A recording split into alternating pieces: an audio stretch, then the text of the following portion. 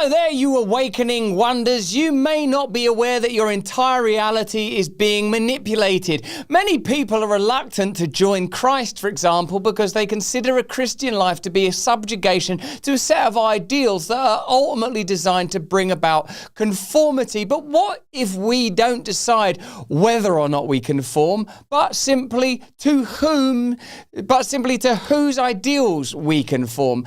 Or put it another way, we don't decide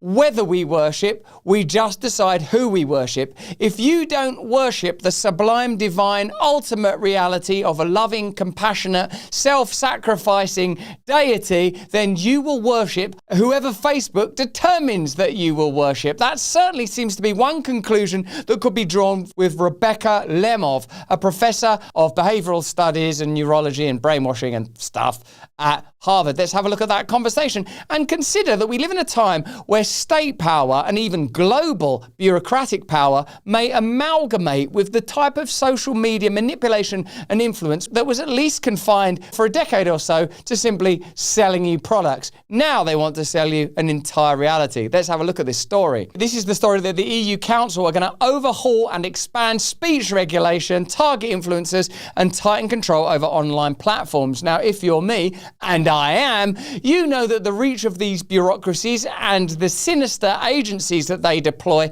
can affect you personally. They can generate media and control opinion about an individual to an astonishing and terrifying degree. Let's have a look at Joe Rogan's conversation with Rebecca Lemov and consider that perhaps the only prophylactic against this type of social control might be a strong commitment to a powerful set of morals that can't be controlled by these corporate and governmental systems. Well, there's so many different kinds of mind control, right? You know, one of the things we've talked about a lot on this podcast is that an enormous percentage of what you're seeing on social media in terms of interactions and debate is not real. It's not organic. It's state-run and state-funded, and it's whether it's foreign governments or our government or even corporations. You're getting inorganic discourse that's designed to form a narrative, and which is a form of mind control. What Joe Rogan may be referring to are the numerous USAID projects that funded foreign academic enterprises in order to influence and manipulate media in foreign territories. For example, in the United Kingdom, USAID invested in a number of universities, the London School of Economics, and a variety of other institutions that had a vested interest when it came to reporting on a variety of important global news stories, not limited to, but including the COVID pandemic and the Ukraine-Russia war. You'll be aware that Cambridge Analytica, a kind of early influencer and social media manipulation company, for want of a better phrase, had a significant impact on the first election of Trump and of Brexit. And now we live in their world. It's a kind of arms race when it comes to information. But this in itself is nothing new. If you've seen the film Mr. Smith Goes to Washington, you'll know that James Stewart's idealistic protagonist inadvertently falls foul of the machinery of corporatized politics and is crushed when he speaks out against one of their endeavors. The ability to do this, that in the 1940s, 50s and 60s was an analog ability, is now not only a digital power, but an AI-enhanced digital power. In short, we live in constructed realities populated by ideas that are beneficial to the powerful and denied access to ideas that might liberate us. In short, I'm reaching for the Bible, the ideas in that book. But you might say, well, there's a church on every corner. But we live in an age, of course, where these ideas have to be made palatable and accessible to as many people as possible that we may be saved. Here are some more details on how the EU, who appear to have manipulated an election in Romania, certainly they have influenced it, and have now revised their deal with the British, who voted to leave the European Union, are now demanding that they have the ability to control, influence, and manipulate the information that you gain access to. This piece is from Reclaim the Net. As the European Union lays the groundwork for a sweeping overhaul of its audiovisual media regulations, the European Council is doubling down on its campaign to police online speech draped in the familiar language of safety and harm reduction. In a set of draft conclusions ahead of the 2026 review of the Audiovisual Media Services Directive, AVMSND, the Council is urging the European Commission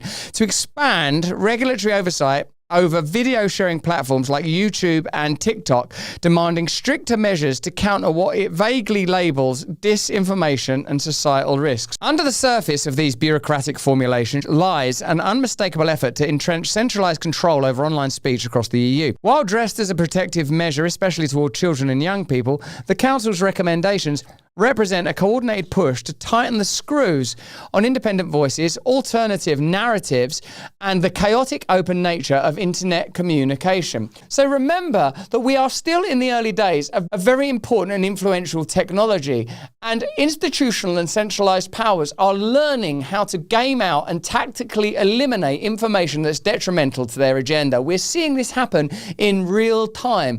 Name an online social media influencer and you will soon be able to list a bullet-pointed itinerary of the ways in which the establishment has tried to destroy them. I know, because I'm one of them. Wrapped in vague definitions and bolstered by expanding EU digital legislation, these proposals are paving the way for a more surveilled, less spontaneous digital public sphere. Particularly troubling is the call for the Commission to engage regularly with member states to assess how very large online platforms comply with self-regulatory codes meant to eliminate what the EU designates as harmful content. Harmful content is one of those wonderful phrases that can be mobilized and utilized to control and shut down whatever information they consider harmful. Harmful to whom? Is it harmful to tell people to take a vaccine when the long-term effects of that vaccine may not yet be understood? Is it harmful to tell people to fund a war when we can't possibly know what the outcome of continuing agitation may be in, for example, the Ukraine-Russia conflict or the various conflicts in the Middle East? Who determines what is harmful? I'll tell you who determines what's harmful. The EU, not EU. This not only formalizes political pressure on private platforms to suppress speech, but does so under a self-justifying cycle where the same institutions define both the problem and the acceptable solution. They're controlling all reality, as Rebecca Lemov was describing. DARPA was involved in the development of the internet and of things like pattern recognition, but the government has funded many studies, but really with what I got interested in social media and how I connect it with the episodes of brainwashing from earlier or mind control is that it operates, it creates states of emotional contagion that aren't really about convincing people of a different way to think, but more about how you feel about what you think, which is something people describe in cults too. It's not that it changed my thoughts, it's that it changed my feelings about my thoughts. You've probably heard that RFK is known for his sharp mind and relentless energy. Man, he can do pull-ups. Now you can experience those same benefits with Recharge from the Wellness Company. This doctor-formulated nutraceutical is the first to combine methylene blue with urolithin A, creating a unique formula designed to optimize mitochondrial function, improve energy, and elevate cognitive performance. You already love methylene blue. You should see my tongue. It's like I've been dating Papa Smurf, baby, and that guy can't get enough of it. But now we're introducing urolithin A. Together, methylene blue crosses the blood-brain barrier to enhance memory, focus, and executive function by increasing ATP production, the true fuel of our cells. It also works as a potent antioxidant and anti-inflammatory, helping protect against aging and cellular damage. If you're looking for real mental and physical edge, Recharge delivers. If you want enough power to take on the mainstream media and the whole government, do what I do. Download TWC into your system now. Methylene blue, urolithin A. You're going to have a whole alphabet of power throbbing through your system, ready for Armageddon. And that's what we are, baby. Get 10% off plus free shipping. Head to twc.health/brand and use the code BRAND. Feel the difference. Think clearer, recharge, get ready for the fight. Join the people that were telling the truth when the truth was not fashionable. The council also throws its weight behind efforts to classify influencers and independent content creators as formal audio-visual media providers. If adopted, such a move would bring an entire ecosystem of decentralized communication under a regulatory regime designed for legacy broadcasters. This is not about leveling the playing field. This is about reining in anyone who communicates outside the narrow channels of state-sanctioned media.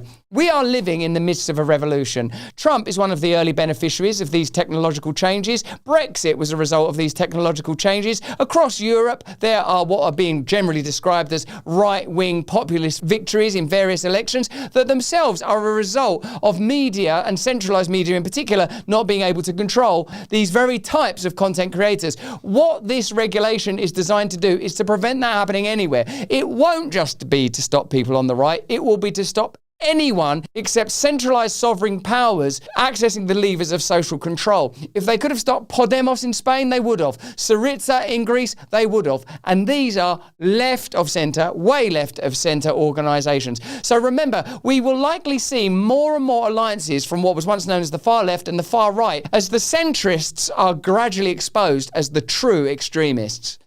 In an ever-changing media landscape, we need rules that are both robust and adaptable, stated Hanna Robleska, Polish Minister for Culture and National Heritage. Today's conclusions highlight the most pressing challenges facing the EU's audiovisual media sector and call for an approach that will ensure all our citizens are protected from harmful content for years to come. The sentiment may sound benign, but in practice, robust rules often translate into bureaucratic tools. Remember Ursula von der Leyen, we have the tools.